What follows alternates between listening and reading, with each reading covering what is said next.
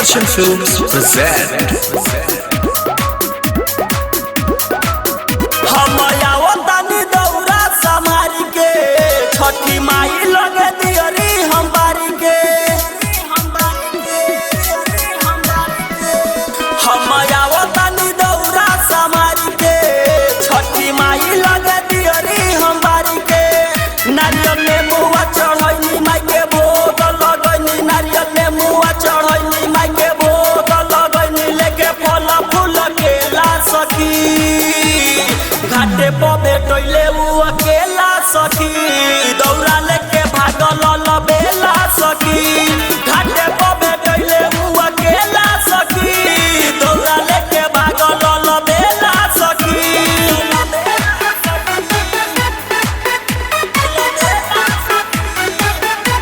Mixed by Ria Digital Recording Studio, Narkatiyaganj.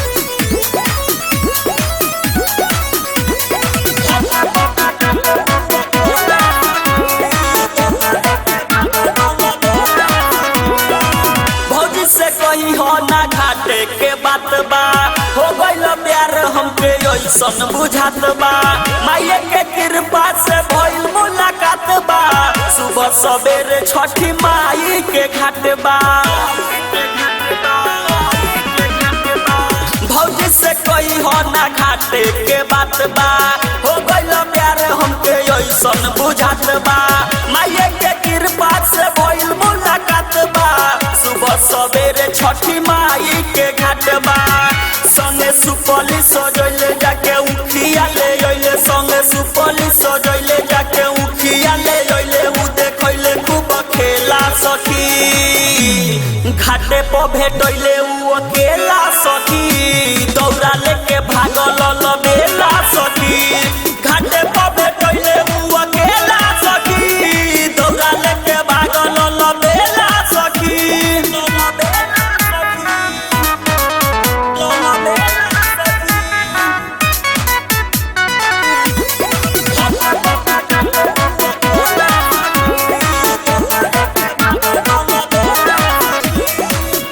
Presented by Golu Sanjeev.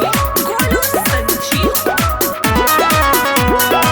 दिल के बात हम तोहके बतैनी खोजत खोजत तो सखी हम हार गइनी मिलेला फेरू भइल बा बेचैनी ऐसन लभर बड़ी भाग से हम पैनी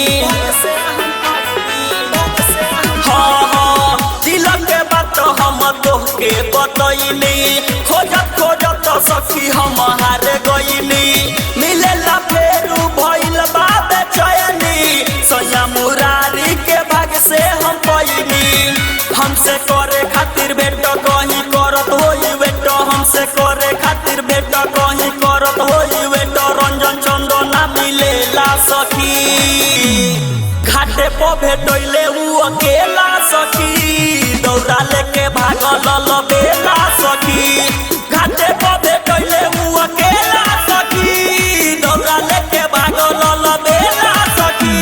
Ria Digital Recording Studio, Narkatiyaganj. Mobile number 62 059 24 017.